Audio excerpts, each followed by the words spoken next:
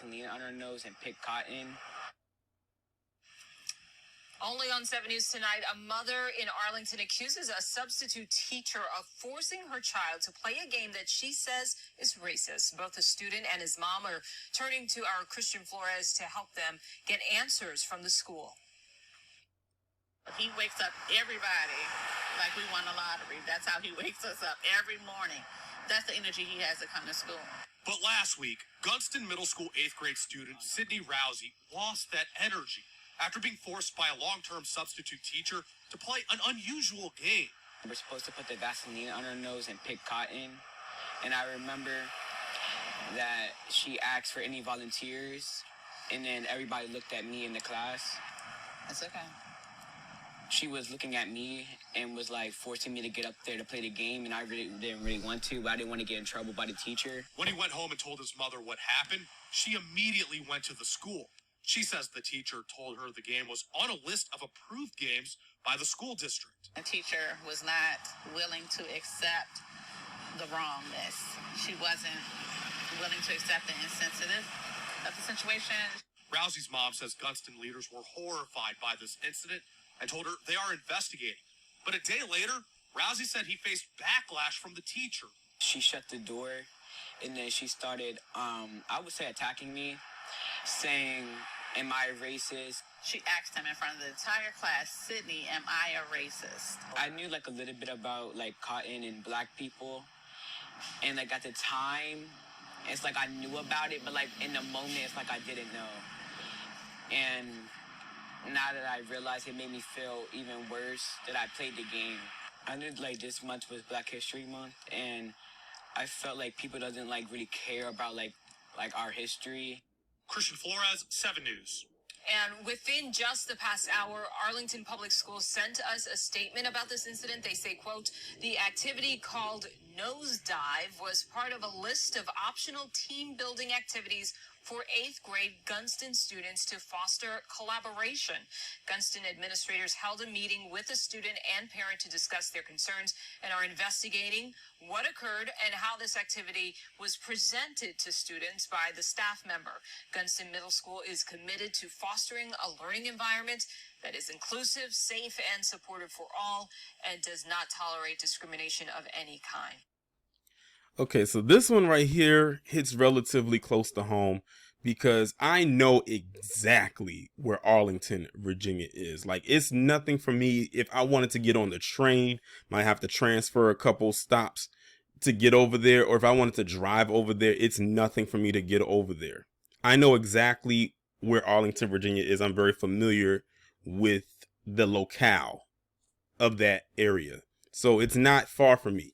And what if I told y'all on my channel several times that Virginia, the state of Virginia, has a different type of racism there? Let's not forget that the first slave stop, or the first slave port, was in Jamestown, Virginia, when they started over here as far as antebellum chattel slavery. Started right there in Virginia back in 1619. So it's no surprise of that at all. And I keep telling y'all about those villes and those burgs. Virginia has plenty of them, but this right here is Northern Virginia. Arlington is actually right next door to DC.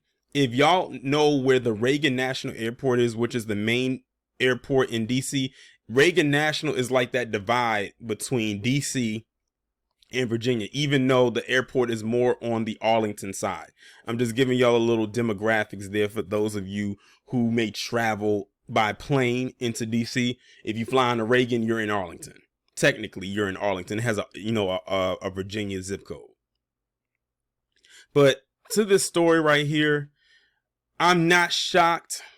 I'm not surprised in the least bit with what I just heard, because, and I'm going to kind of piggyback on what Nicole's View put on Twitter. This has been a shitty Black History Month, but I feel like the last couple of years it has been like that because it seems like every single year, every single time Black History Month rolls around, it's always something going on where it's a mockery of it being made, and it's mainly by these PC individuals in these schools that love to make fun and poke fun at our history and do it at our children's expense by making them participate in the activities that they have going on.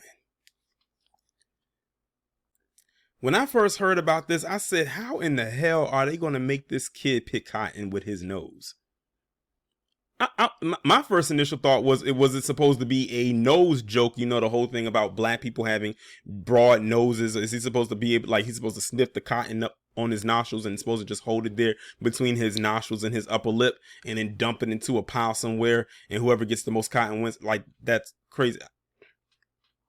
But then he said that they made him put Vaseline on his nose and then put his nose down onto the cotton and pick it up, and it sticks to the Vaseline on his nose, and then he just puts it somewhere. And they called the game or the activity nosedive. Now keep in mind, this is a whole substitute teacher that made this boy and whoever else is in that classroom participate in this so-called activity, which means this person is not even on the payroll. They are just there filling in for the actual teacher that, for whatever reason, was not there that day. And they implemented this activity for them to do. And the boy went home and told his mother about what happened, and they complained, and rightfully so. But the kicker of the whole thing, as you heard in the audio, was for the substitute teacher the next day to get so irate and mad with the student that when he was getting ready to come to the class and he or she, whoever it was, saw them coming, closed the door on him to not let him inside of the classroom.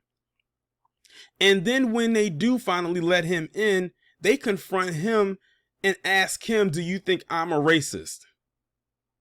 Well, you did do an activity in Black History Month that involved picking cotton with the nose, and you did it with a Black student. Now, I don't know how many Black students is in the class, but I see a Black student on this thumbnail with their mother. So, if you had to ask, it's possibly a good chance that you are. I mean, look at the activity that you put into place for them to do. It's almost like they were trying to gaslight this kid to try to make it seem like he was wrong for complaining about what happened, about what occurred. And they tend to do that a lot. And they probably feel because, oh, he's a teenager, he don't know no better, he's not going to completely check me, no one's going to do anything. And honestly, they probably won't. They probably won't. But one thing that I will say that kind of upset me listening to this audio, and it probably upsets or rubbed some of y'all the wrong way too, is when the kid said that prior to this, it's almost like in a way that he didn't or was not too exposed to how white supremacy works.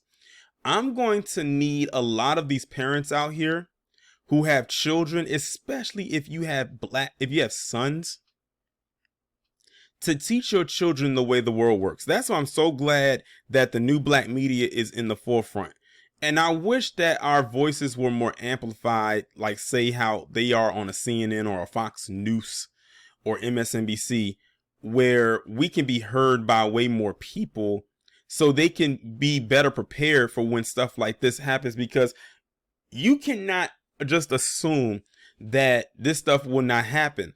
A lot of the cases that we have talked about over the years, or even been in the news, those that made it, involve children around his age, in or around his age bracket. Some of them, unfortunately, did not live to go past his age or get out of the teens due to whatever circumstance was going on at the time. So as a parent, you have to let your children know what's up. You know how they always talk about you have to have the talk. With black children, you need more than just that one talk. And we all know what that one talk is. I mean, that's the pretty basic one. But it's another one that has to occur. And you have to prepare them. That way it doesn't sideblind them when it happens. Because if you listen to his tone, it's almost like he was kind of sideblinded by what happened. Of course, it's going to catch him by surprise and everything like that. But one thing I wish he did not do was not continue to participate in the activity. Even if it meant him getting in trouble, I would have been fine with that, because then he stood on his square. But he was not prepared or went in there with the mindset of what a white supremacist is. That substitute teacher is a white supremacist. And if they are still working at that school, then they need to find a way to get them the hell up out of there, or the parents that are there need to raise hell until they're gone. And then they need to come after the school board and ask them why would they have someone there in place doing something like that, and what took them so long to get them up out of there. You have to like literally fight back against these individuals. Otherwise, they're going to continue to punch down on you. I will say this, though. This kid got his wake up call early on. Hopefully going forward, as he gets older, he'll come to understand how the world works. That's the thing about black children, especially in this day and age. You kind of get hit with life really, really early, opposed to kids of other groups. And in a way that no other child has to deal with. It's unfortunate again that this happened to him, but at the same time, I'm glad that it did. So now he knows how to proceed moving forward.